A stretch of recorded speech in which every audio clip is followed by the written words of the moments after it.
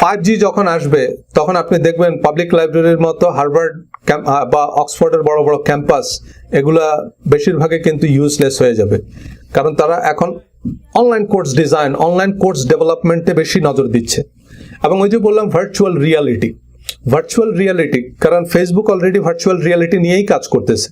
So virtual রিয়ালিটির কারণে যেটা হবে যে আপনার মনে হবে যে আপনি ক্লাসরুমে আছেন, 4 বন্ধু তাস খেলবে, মনে হবে যে তারা সামনাসামনি বসে তাস খেলতেছে। সো ভার্চুয়াল রিয়ালিটিতে যেটা হবে সেটা হচ্ছে যে টিচার এক জায়গায়, স্টুডেন্টরা পৃথিবীর এক একজন এক এক প্রান্তে, কিন্তু মনে হবে যে তারা একটা ক্লাসরুমে বসে লেকচার শুনতেছে। এবং সেটার জন্য বিভিন্ন রকমের অ্যাপ তৈরি করতেছে কোম্পানিগুলো।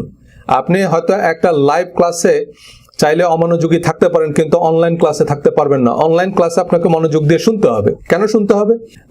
আমি কিছু অনলাইন কোর্স করেছি, সেখানে আমি দেখছি যে আমি যখন মনোযোগ দিয়ে কোনো কথা শুনতেছি না, চট করেই তারা ভিডিওটা পজ করে একটা কোয়েশ্চেন করতেছে। সেই কোয়েশ্চেনের অ্যান্সার না করলে ভিডিও আর সামনে আগায় না।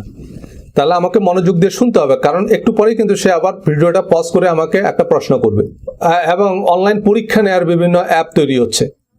তাতে হয়তো আপনি রিয়েল পরীক্ষায় ফাঁকি দিতে পারবেন, রিয়েল পরীক্ষায় আপনি নকল করতে পারেন, রিয়েল পরীক্ষায় হয়তো আপনি এদিক ওদিক তাকাতে পারবেন, কিন্তু অনলাইনে পরীক্ষায় সে সুযোগ আপনি পাবেন না। সো সেরকম প্রক্টোরিয়াল সিস্টেম সহ আপনার অনলাইন এক্সাম সিস্টেম তৈরি হচ্ছে। সো তার মানে আমরা বুঝতেছি যে আমাদের অনেক বেশি সময় আমরা কাটাবো অনলাইনে। ট্রেনিং বা শপিং সবকিছুই অনলাইনে হবে। নতুন নতুন অনেক কিছুই কিন্তু অনলাইনে আসতেছে। আমেরিকায় বেশিরভাগ মানুষ কিন্তু বাসায় বসে অফিস করে, কারণ কোম্পানিগুলো দেখতেছে যে খামাখা আমাদের এই অফিসের পিছনে এত পয়সা খরচ করা দরকার নেই। আমাদের যদি 60% স্টাফ যদি বাসায় বসে অফিস করে, তাহলে আমরা কিন্তু অফিস খরচ কমাতে পারি 60%, এবং তাই করতেছে। এতে রাস্তায় ট্রাফিক জ্যাম কমে, এতে পলিউশন কমে। সো গভর্নমেন্ট কোম্পানিগুলোকে সেরকম নির্দেশ দিচ্ছে যে তোমরা কর্মচারীদেরকে এভাবে ডিস্ট্রিবিউট করো যে 60% কর্মচারী যেন বাসায় বসে অফিস করতে পারে। সো আপনি যখন অনলাইনে থাকবেন বেশিরভাগ সময়, তার মানে আপনাকে অনলাইনে রিচ করা সম্ভব। মানুষ যেহেতু অনলাইনে থাকতেছে বেশিরভাগ সময়, যারা ইভেন আগে চিন্তাও করতো না, তারাও এখন কিন্তু অনলাইনে থাকতেছে। বিশেষ করে করোনা এসে তো একটা হোল নিউ লাইফস্টাইল তৈরি করছে আমাদের। আমরা এখন একটা নতুন একটা জীবন ধারায় কিন্তু অভ্যস্ত হয়ে গেছে। আপনার এমনিতেও এটা সাইকোলজিক্যাল। কেউ যদি 40 দিন একটা জীবনযাত্রায় অভ্যস্ত হয়ে যায়, তখন মানুষ আর সেখান থেকে বের হতে চায় না সহজে। যেমন 40 দিন, এই জন্য তাবলিগ জামাত কি করছে, একটা প্রোগ্রাম ডেভেলপ করছে 40 দিনের, তারা এটাকে বলে চিল্লা। কারণ 40 দিন আপনি একটা প্রোগ্রামে অভ্যস্ত হয়ে গেলে সেখান থেকে আর আপনি সহজে বের হতে চাইবেন না। সো সেটা ভালো কাজ হোক আর সেটা খারাপ কাজ হোক, কেউ যদি 40 দিন টানা মদ খায়, তারা নতুন করে মনে করে মদ খাইতে হবে না, ওইটা মদই তারে মনে করাই দিবে। ঠিক একই রকম ভাবে 40 দিন যদি কেউ ভালো কাজ করে, তাহলে তার মনে করে ভালো কাজ করতে হবে না, অটোমেটিক্যালি সে ভালো কাজ করবে। সো এই যে করোনায় আমরা যে লাইফস্টাইলে অভ্যস্ত হয়ে গেছে, বাসায় থাকা এবং বাসায় থেকেই অফিস করা, বাসায় থেকেই শপিং করা, বাসায় থেকেই সবকিছু করা, এগুলোতে আমরা অভ্যস্ত হয়ে গেছি। আমরা এখন ফ্যামিলির সাথে সময় কাটাতে পছন্দ করি। অনেকেই দেখা যাচ্ছে যে রেস্টুরেন্ট থেকে খাবার কিনে এখন নিয়ে আসে বাসায়, যে বাসায় বসে আমি ফ্যামিলির সাথে খাবো। রেস্টুরেন্টে বসে খাবার চেয়ে এখন অনেকে ডেলিভারি নিয়ে যাচ্ছে, কারণ এটাতে মানুষ এখন অভ্যস্ত হয়ে পড়ছে। মানুষ এটাতেই স্বাচ্ছন্দ্য বোধ করে যে আমি খাবারটা বাসায় নিয়ে যাই, বাসায় বসে আমি সবার সাথে একসাথে বসে খাবো। সো তার মানে কি, যখনই আমরা বাসায় থাকবো তখন আমাদের অনলাইনের ডিপেন্ডেন্সি বাড়বে। সো আমাদের এই জন্যই আমাদের বিজনেসটার অনলাইন প্রেজেন্সটা জরুরি। এই জন্যই আমাদেরকে আমাদের বিজনেস যেটাই আমি সেল করি, আমি মনে করতেছি যে আমি রাস্তার কিনারে হালিম বিক্রি করি, বাট ডাজন্ট ম্যাটার, সেটাও আপনি অনলাইনে বিক্রি করতে পারেন। আপনি এই যে রেস্টুরেন্ট, আপনি নিজে রেস্টুরেন্ট না হয়ে কিন্তু একটা রেস্টুরেন্ট ওয়ালার চেয়ে বেশি ব্যবসা করতে পারেন। যেমন অনেক ক্যাটারিং সার্ভিস তৈরি হয়েছে যাদের নিজেদের কোনো রেস্টুরেন্ট নাই, সেটা আপনি করতে পারেন। আপনি নিজে একটা ওয়েবসাইট করতে পারেন আপনার নামে, যে এটা ক্যাটারিং সার্ভিস। হ্যাঁ, এই ক্যাটারিং সার্ভিস আপনি ঢাকার যত বিখ্যাত রেস্টুরেন্ট, এক এক রেস্টুরেন্টের এক একটা খাবার ভালো, সেই ভালো ভালো খাবারগুলো মিলিয়ে আপনি একটা মেনু তৈরি করতে পারেন, যে এই রেস্টুরেন্টের হচ্ছে রসমালাই ভালো, এই রেস্টুরেন্টের হচ্ছে এই মিষ্টিটা ভালো, এই রেস্টুরেন্টের বিরিয়ানিটা ভালো, সো এরা মোরগ পোলাওটা ভালো করে, এক একটা রেস্টুরেন্ট এক একটা ভালো করে। সো আপনি সেই সবগুলো নিয়ে একটা মেনু ডেভেলপ করতে পারেন এবং সেটাকে আপনার প্যাকেটে ডেলিভারি দিতে পারেন। সো আপনার নিজের কিন্তু কোনো রেস্টুরেন্ট নেই, বাট আপনি একটা কেটারিং সার্ভিসের ব্যবসা শুরু করছেন, কারণ আপনি মার্কেটিংটা জানেন, আপনি জানেন কিভাবে এই কাস্টমার খুঁজে বের করতে হয় এবং তাদের কাছে আপনার এই বার্তাটা পৌঁছাতে হয়। সো সেটা ডিজিটালি আপনি পৌঁছাবেন তাদের কাছে। একটা বিজনেসের আইডিয়া আপনি খুব সহজেই ডেভেলপ করতে পারেন। আর আপনি যদি অনলাইনে উপস্থিত না থাকেন, আপনার রেস্টুরেন্টে আপনি দেখবেন যে কাস্টমার কেন জানি যাচ্ছে না, কোনো কারণে আপনি দেখবেন যে আপনার ব্যবসা কমে যাচ্ছে। কারণ হচ্ছে ওই যে আপনার কাস্টমার আরেকজন নিয়ে যাচ্ছে, আপনার কাস্টমার এখন অনলাইন ক্যাটারিং সার্ভিস থেকে খাবার কিনতেছে, বিরিয়ানি কিনতেছে, যে কারণে আপনার রেস্টুরেন্টের খাবার বিক্রি হচ্ছে না।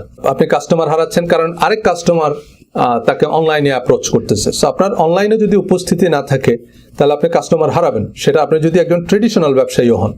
না চাইলেও কিন্তু আপনাকে অনলাইনে আসতে হবে, কোনো উপায় নেই। Whether you own a business, এখন আপনি একজন বিজনেস ওনার হতে পারেন, অথবা আপনার একটা বিজনেসের প্ল্যান আছে, আপনি নিজে একটা বিজনেস প্ল্যান করছেন যে আমি একটা বিজনেস করব সামনে। আপনার সেক্ষেত্রে আপনার ডিজিটাল মার্কেটিংটা জানা লাগবে, অথবা আপনি কোনো কোম্পানির ডিজিটাল মার্কেটিং টিমে কাজ করতে চান। কোনো একটা কোম্পানি আপনাকে হয়তো ডিজিটাল মার্কেটিং এর জন্য হায়ার করতে পারে, সেটা হতে পারে অনেক সময় একজন হায়ার কর, যারা ছোট ব্যবসায়ী তারা চিন্তা করলো যে ঠিক আছে আমরা কোনো একজনকে হায়ার করব যে হচ্ছে আমাদের ডিজিটাল মার্কেটিং এর যে কার্যক্রম সেটা তদারকি করবে। সেক্ষেত্রে আপনি এই ডিজিটাল মার্কেটিং এর আইডিয়াগুলো কাজে লাগবে। সো এখন আপনাকে ডিজিটাল মার্কেটিং এ এইসব বিভিন্ন কারণে আসতে হতে পারে। So where do you start, কোথা থেকে শুরু করবেন? আপনি একজন এন্টারপ্রেনার হন, আপনি একজন পটেনশিয়াল এন্টারপ্রেনার হন, আপনি কোনো একটা প্রতিষ্ঠানে যদি চাকরি করেন, সেক্ষেত্রে আপনি সেই প্রতিষ্ঠানটাকে কিভাবে অনলাইনে নিয়ে যাবেন, কোথা থেকে শুরু করবেন? This course provides you with a simple way to navigate digital marketing concepts and gain the knowledge you need to feel confident. এই কোর্সে আমরা যে ডিজিটাল মার্কেটিং এর যে বেসিক কনসেপ্টগুলো, যে আপনি যখন, কারণ আমি জানি না আপনার কি বিজনেস এবং আপনার জন্য কোনটা প্রযোজ্য, একটা হয়তো এক একজনের জন্য প্রযোজ্য, এক একটা বিজনেস ডিজিটাল মার্কেটিং কনসেপ্ট এক একজনের জন্য এফেক্টিভ হবে। কারোর জন্য হয়তো ওয়েবসাইট থাকাটা জরুরি, কারো ওয়েবসাইট দরকার নেই। যার ওয়েবসাইট দরকার নেই উনি ওয়েবসাইটের পিছনে এক পয়সাও খরচ করা উচিত হবে না। সো আমরা কনসেপ্টগুলো নিয়ে কথা বলবো এবং আপনি মোটামুটি নেসেসারি সব নলেজ পেয়ে যাবেন। তাতে আপনি একটু কনফিডেন্ট ফিল করবেন যে না, আমি এখন ডিজিটাল মার্কেটিং সম্পর্কে মোটামুটি আমার ধারণা আছে, যে কোনটা আমার দরকার, কোনটা এখনই দরকার, কোনটা এখন না হলেও চলবে, সেটুকু আপনি বুঝতে পারবেন। যেমন কন্টেন্ট মার্কেটিং, কন্টেন্ট সম্পর্কে একটু আগেই বলেছি যে কন্টেন্ট হচ্ছে যাবতীয় ডিজিটাল এলিমেন্টস, যেমন ইবুক, এটা একটা ডিজিটাল কন্টেন্ট। আগে মানুষ বই লিখতো, সেটাও কন্টেন্ট, সেটারই যখন আমরা ডিজিটাল ভার্সন তৈরি করব, মানুষ যেটা অনলাইনে পড়বে বা ডিজিটাল ডিভাইসে পড়বে, এখন সেটার কিছু সুবিধা আছে। আপনি দেখেন এই যে প্রথম আলো .com, তাদের যে ডিজিটাল ভার্সন, সেটা তাদের জন্য কিন্তু অনেক বেশি সহজ এবং সুবিধাজনক, যে কারণে তারা আস্তে আস্তে কিন্তু কাগজে ছাপানো পত্রিকা থেকে সরে আসতে চাচ্ছে। সেটা অ্যাডভার্টাইজারদের জন্য লাভজনক, কারণ অ্যাডভার্টাইজাররা আস্তে আস্তে কিন্তু কাগজে ছাপানো পত্রিকায় বিজ্ঞাপন দেওয়া বন্ধ করবে। যত তারা বুঝতে পারবে যে কাগজে ছাপানো পত্রিকায় বিজ্ঞাপন দিয়ে তারা তাদের টার্গেটেড অডিয়েন্সের কাছে পৌঁছাতে পারতেছে না, তখন তারা সেখান থেকে সরে আসবে। আবার প্রথম আলো কাগজে ছাপানোর জন্য তাদের কাগজ দরকার হয়, কালি দরকার হয়, তাদের এজ এ প্রিন্টিং ম্যাটেরিয়াল, সেই খরচগুলো কিন্তু ডিজিটালে হচ্ছে না। তাদের কোনো প্রিন্টিং এর মেশিনারিজ দরকার হচ্ছে না, কাগজ কালি এগুলো দরকার হচ্ছে না। তারপরে হচ্ছে কাগজে ছাপানো যে পত্রিকা, সেটার একটা ডিস্ট্রিবিউশন কস্ট আছে, সেটার একটা পরিবহন খরচ আছে। সো সবকিছু মিলিয়ে কাগজে ছাপানো পত্রিকা থেকে কিন্তু তাদের খুব বেশি একটা লাভ হয় না। কাগজে ছাপানো পত্রিকা চাইলে নিউ ইয়র্ক থেকে কেনা যায় না, কিন্তু ডিজিটাল যে প্রথম আলো ডিজিটাল ভার্সন যেটা অ্যাপ, সেটা কিন্তু আমরা নিউ ইয়র্ক থেকেও পড়তে পারি। এবং নিউ ইয়র্ক থেকে আমরা যখন পড়ি, সেখান থেকেই কিন্তু প্রথম আলোর সবচেয়ে বেশি রেভিনিউ আসে, কারণ নিউ ইয়র্কের অ্যাডের কস্টিং বেশি, নিউ ইয়র্কের অ্যাড থেকে প্রথম আলো বেশি পয়সা মেক করে। সো আপনি যদি প্রথম আলো .com কে জিজ্ঞেস করেন যে আপনাদের সবচেয়ে বেশি রেভিনিউ কোত্থেকে আসে, আপনি শুনলে অবাক হবেন। তাদের সবচেয়ে বেশি রেভিনিউ আসে কিন্তু বাংলাদেশের বাইরে থেকে, কারণ ইউরোপ আমেরিকায় অনেকে প্রথম আলো পড়ে এবং সেখান থেকে তাদের বেশি রেভিনিউ আসে। যদিও বাংলাদেশে হয়তো 60-70% পাঠক হচ্ছে তাদের বাংলাদেশের, কিন্তু সেখানে অ্যাডের কস্টিং কম, যে কারণে সেখান থেকে রেভিনিউ তাদের কম আসতেছে। সো যে প্রসঙ্গে কথাগুলো বললাম, যে কন্টেন্ট মার্কেটিং, এখন ডিজিটাল কন্টেন্ট, আমি যখন একটা বইয়ের ডিজিটাল কপি সেল করব, তখন সেখানে কিন্তু আমার কোনো কস্টিং নেই। সেখানে আমি যদি সেটা $5 সেল করি, $5 অলমোস্ট আমার প্রফিট। সো ডিজিটাল কন্টেন্ট, এই যে ওয়েবসাইটে আপনি আর্টিকেল লিখতেছেন, একটা ওয়েবসাইট আর্টিকেল, সেটা একটা ডিজিটাল কন্টেন্ট, একটা ছবি, একটা ভিডিও, একটা অডিও, এগুলো এখন এই কন্টেন্টগুলো ক্রিয়েট করলেই হবে না, এই কন্টেন্টগুলো মানুষের কাছে পৌঁছাতে হবে। স্পেশালি সেটা যদি মার্কেটিং মেসেজ হয়, সেটা যদি মার্কেটিং কন্টেন্ট হয়, তাহলে সেটাকে কিভাবে আপনার টার্গেটেড অডিয়েন্সের কাছে পৌঁছাবেন সেটা নিয়ে আমরা কথা বলবো। অনলাইন অ্যাডভার্টাইজিং নিয়ে কথা বলবো, মোবাইল মার্কেটিং এবং অনলাইনে কিভাবে সেল করবেন প্রোডাক্ট, উইচ মিনস এই ই-কমার্স, সেগুলো নিয়ে কথা বলবো। And learn how to build an online business strategy, এটা সবচেয়ে জরুরি। আমি বারবার বলতেছি যে ডিজিটাল মার্কেটিং এর সাথে কিন্তু খুব টেকনিক্যাল কিছু জড়িত না। আপনি যদি ফেসবুক ব্যবহার করতে পারেন তাহলে আপনি অনায়াসেই ডিজিটাল মার্কেটার হতে পারেন। সো সবকিছুই একেবারে সেলফ এক্সপ্লেনেটরি, কিন্তু আপনাকে আপনার একটা বিজনেস প্ল্যান, আপনাকে বিজনেস বুঝতে হবে, আপনাকে মার্কেটিং বুঝতে হবে যে আপনার বিজনেসের কাস্টমার কারা, আপনি আসলে কি সেল করতেছেন, সেই প্রোডাক্ট বা সেই সার্ভিসটা একজন কাস্টমার কেন কিনবে, এবং কিভাবে আপনি আপনার বিজনেস মেসেজটা কি সেটা কিভাবে কাস্টমারের কাছে পৌঁছাবেন। এবং সেটা কাস্টমারের কাছে পৌঁছানো বলতে সেক্ষেত্রে কমিউনিকেশনটা ইম্পর্টেন্ট, যে আপনি যে কথাগুলো বলতেছেন কি কথা বলবেন। দেখেন, এই যে সামনে আমার ফোন, আপনারা বসে আমার কথাগুলো এখন শুনতেছেন, এখন এই ফোন হচ্ছে একটা টেকনোলজি, কিন্তু কি কথা বলবো সেটা কিন্তু আমাকে ঠিক করতে হবে, সেটা কিন্তু আমার ফোন ঠিক করে দিবে না। যে টেকনোলজির কথা আমরা বলতেছি, ডিজিটাল মার্কেটিং টেকনোলজি, সেটা এমন গুরুত্বপূর্ণ বা সেটা জটিল কিছু না। আপনাকে কিভাবে আপনার বিজনেসের প্ল্যান করবেন সেই জায়গায় মনোযোগ দিতে হবে। সো কিভাবে এই অনলাইন বিজনেস স্ট্র্যাটেজি ডেভেলপ করবেন সেটা এই কোর্সে আমরা মূলত কথা বলবো, এবং এই কোর্সটা হচ্ছে মূলত কিভাবে আপনি মার্কেটিং প্ল্যান ডিজাইন করবেন এবং কিভাবে সেটাকে ইমপ্লিমেন্ট করবেন সেই কেন্দ্রিক, এবং সেটাই ডিজিটাল মার্কেটিং এর মূল বক্তব্য। কোনো একটা জায়গায় আপনি যখন ডিজিটাল মার্কেটার হিসাবে অ্যাপ্লাই করবেন, তারা আপনাকে দেখবে যে আপনি আসলে মার্কেটিং বুঝেন কিনা, আপনি বিজনেস বুঝেন কিনা, মার্কেটিং এর প্রিন্সিপালগুলো আপনার কাছে পরিষ্কার কিনা। কারণ এসব টুল টেকনোলজি এগুলো দিন দিন আরো সহজ হচ্ছে, বড় বড় কোম্পানিগুলো দিনরাত কাজ করতেছে কিভাবে এগুলোকে আরো ইউজার ফ্রেন্ডলি করা যায়। যেমন আজ থেকে 10 বছর আগেও যদি আমরা বলতাম যে একটা সময় রিক্সাওয়ালারা ফেসবুক ব্যবহার করবে, আপনি বলবেন যে ভাই ইম্পসিবল, ফেসবুকে এত এরকম টেকনোলজি কিভাবে তারা ব্যবহার করবে, তারা তো অশিক্ষিত। কিন্তু ফেসবুক সেটাকে নিয়ে দিনরাত কাজ করছে যাতে তারাও সেটা ব্যবহার করতে পারে। এখন ইনফ্যাক্ট তারা সেটা ব্যবহার করতে পারে।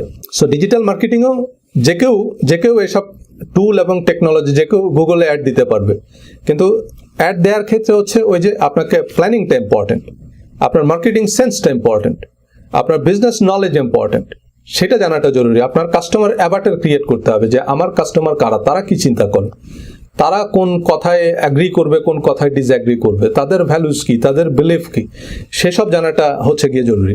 So improve how A website ranks on search engine, কিভাবে আপনি এই আপনার ওয়েবসাইটটাকে, আপনার ওয়েবসাইট কন্টেন্টগুলোকে ইমপ্রুভ করবেন যাতে সেটা মানুষের কাছে পৌঁছায়। মানুষ যখন সার্চ ইঞ্জিনে সার্চ করবে তখন যেন তাদের কাছে আপনার ওয়েবসাইট বা আপনার আর্টিকেল, আপনার কন্টেন্টগুলো পৌঁছায়। কারণ এটাই আপনার কন্টেন্ট, মানে সেটা আপনার বিজনেস প্যাসেজ, সেটা আপনার বিজনেসের বার্তা, সেটা আপনার আইডিয়া, আপনার ফিলসফি, সেটা আপনার ভ্যালুস, বিলিফ। সো সেগুলো মানুষের কাছে পৌঁছাতে হবে, সেগুলো নিয়ে আমরা কথা বলবো। And use analytic tools, analytics tools আমরা ব্যবহার সম্পর্কে জানবো যে এই অ্যানালিটিক্স আমাদেরকে কি করতে বলতেছে, যাতে আমরা আমাদের অনলাইন অ্যাক্টিভিটিস, অনলাইন মার্কেটিং এর পারফরমেন্সটা ইভ্যালুয়েট করতে পারি এবং সে অনুযায়ী আমাদের পরবর্তী পদক্ষেপগুলো ডিটারমিন করতে পারি, ঠিক করতে পারি। সো এই কোর্সের সুবিধা যেটা আগে বলেছি যে প্রত্যেকটা সেশন শেষে আপনার কুইজ থাকবে এবং পুরো কোর্স শেষে একটা অ্যাসেসমেন্ট টেস্ট থাকবে। সেই টেস্ট দিয়ে আপনারা একটা সার্টিফিকেট পেয়ে যাবেন which is directly from Google, এবং সেই কোর্সটা IAB মানে ইন্টারঅ্যাক্টিভ অ্যাডভার্টাইজিং ব্যুরো অ্যাক্রেডিটেটেড।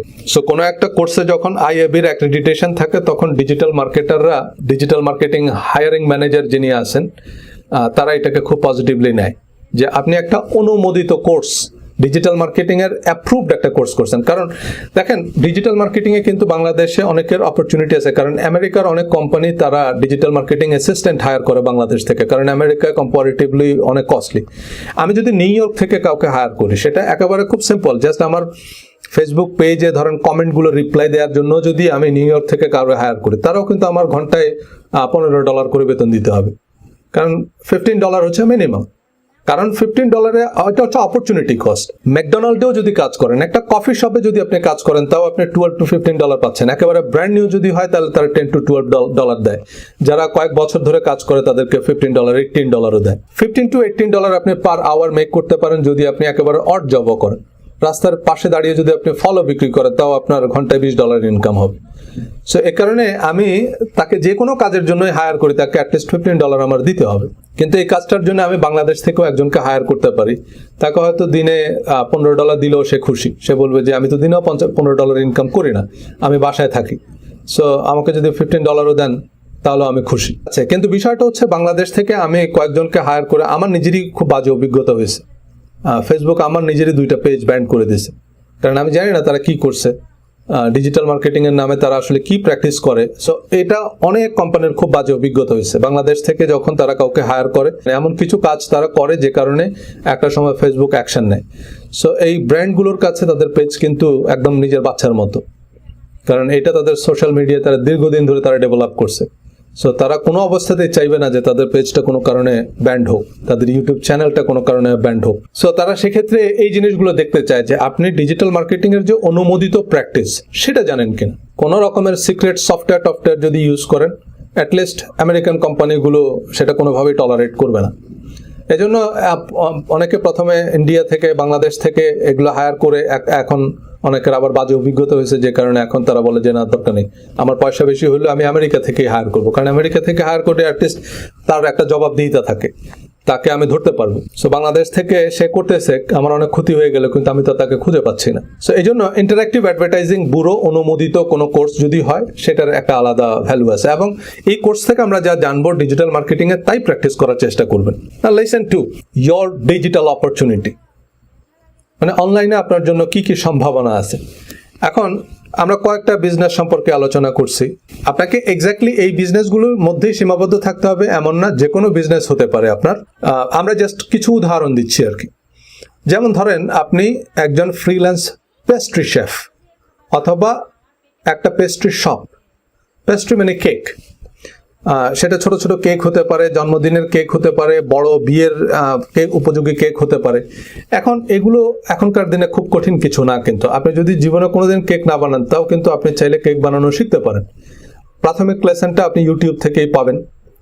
কেক বানানোর যাবতীয় ইনগ্রেডিয়েন্ট আপনি অনলাইনে সার্চ করলেই পেয়ে যাবেন, যে ঢাকায় কোথায় পাওয়া যায় বা আপনার আশেপাশে কোথায় সেগুলো পাওয়া যায়। আপনি সেখান থেকে সেই সব ইনগ্রেডিয়েন্ট কিনে নিয়ে আসতে পারেন। কেক বানানোর জন্য যা যা দরকার হয়, কেক ডেকোরেশনের জন্য যা যা দরকার হয়, সব পেয়ে যাবেন আপনি আপনার হাতের কাছে। এখন আপনার যদি একটা প্যাশন থাকে, আগে নিজেকে জিজ্ঞেস করেন যে আপনার আসলে পছন্দের জায়গা কোনটা, আপনি কোন জায়গাটায় অনেক বেশি সময় নিজেকে মানে মনোযোগ ধরে রাখতে পারবেন। সো সেই জায়গা, সেটাই হচ্ছে আপনার বিজনেস, যে হ্যাঁ এটা আমার আগ্রহের জায়গা, এটা আমি অনেক সময় ধরেও যদি করি আমার কাছে খারাপ লাগবে না। সো এটাই আপনার বিজনেস বেসিক্যালি। এমন না যে আপনাকে স্পেসিফিক এই বিজনেসটা করতে হবে বা ওই বিজনেসটা করতে হবে, যেটা আপনার পছন্দের, যেটা আপনার আনন্দের জায়গা, যে কাজটা করে আপনার ভালো লাগে, সেটাই আপনার ব্যবসা। আপনি ধরেন একজন ফ্রিল্যান্স পেস্ট্রি শেফ, অথবা আপনি ভালো কেক বানাতে পারেন ইতিমধ্যেই, এখন সেটাকে আপনি একটু প্রফেশনালি করতে চাচ্ছেন। সো সেক্ষেত্রে আপনি একটু অনলাইনে খোঁজ খবর নেন যে কোথায় কেক বানানোর ইনগ্রেডিয়েন্ট পাওয়া যায়, যে হ্যাঁ আমি বাসায় বসে কেক বানাবো এবং আমি সেটা আমার যে বাসা সেটা থেকে 10 মাইল রেডিয়াসের মধ্যে এটা আমি সেল করব। মানুষ ফোনে অর্ডার করবে, সেটা আমি ডেলিভারি দেবো, হোম ডেলিভারি দেবো। সো হোম ডেলিভারি আপনাকে দিতে হবে না, ডেলিভারির জন্য অলরেডি অনেকগুলো কোম্পানি আছে, আপনি শুধু তাদের কোনো একজনের সাথে কন্ট্যাক্ট করতে হবে।